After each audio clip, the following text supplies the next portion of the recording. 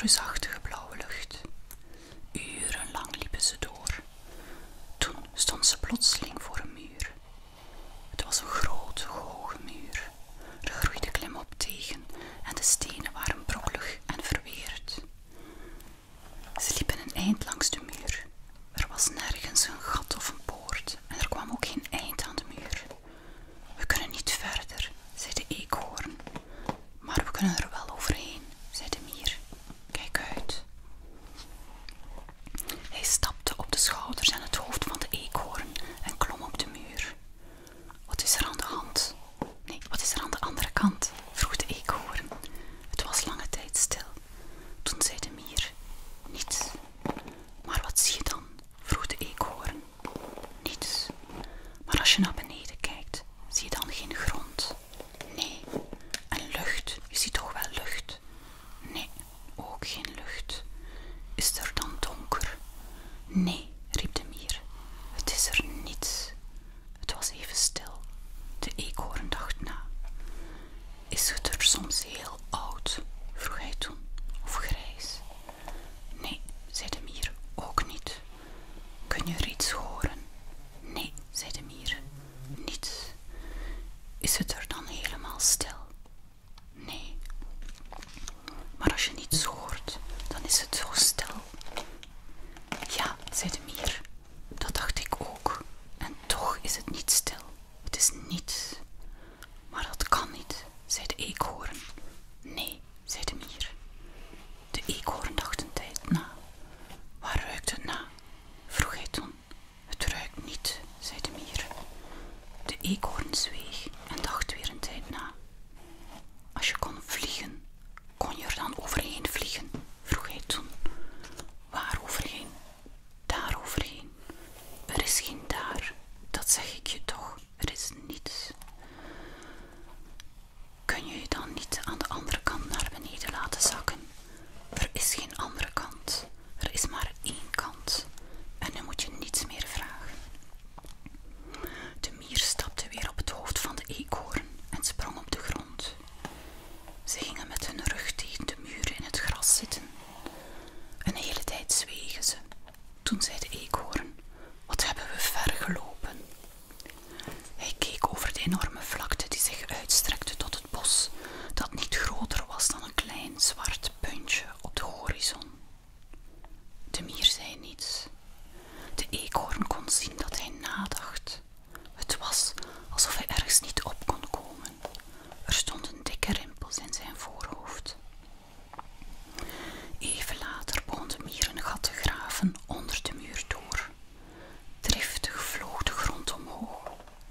Maar toen hij midden onder de muur was, kon hij niet verder graven.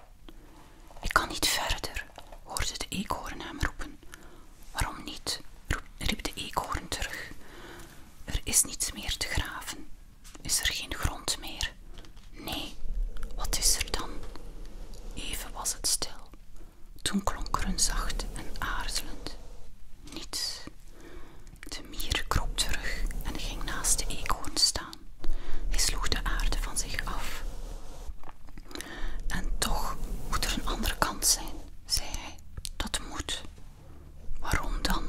Vroeg de eekhoorn. Dat moet, schreeuwde de mier, dat moet. Hij stampte op de grond en liep woedend heen en weer. Er moet iets zijn. Wat dan? Vroeg de eekhoorn. Iets.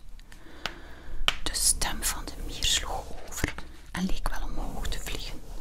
Zijn gezicht zag rood en verwilderd uit en zijn voelsprieten zaten in de war.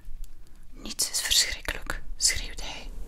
Toen kneep hij zijn ogen dicht en zei, nee, niets is niet verschrikkelijk. Niets is niets. Dat is dus nog erger, zei de eekhoorn voorzichtig. Nee, gilde de mier. Hij ging op zijn hoofd staan en zwaaide met zijn poten in het rond. Dat is niets. De eekhoorn zweeg en keek naar de grond. Hij drukte het puntje van zijn staart tegen zijn neus. Als daar niets is, dacht hij, dan is hier dus alles.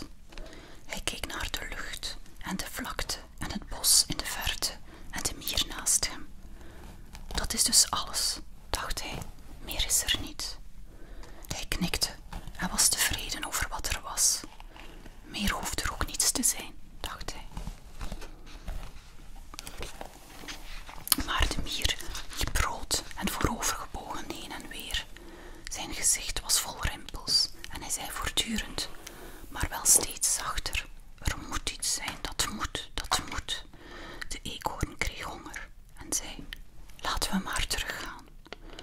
mier zuchtte heel diep, keek nog 1 keer vertwijfeld naar de muur, zei nog 1 keer, er moet iets zijn, en liep toen voor de eekhoorn uit de vlakte in.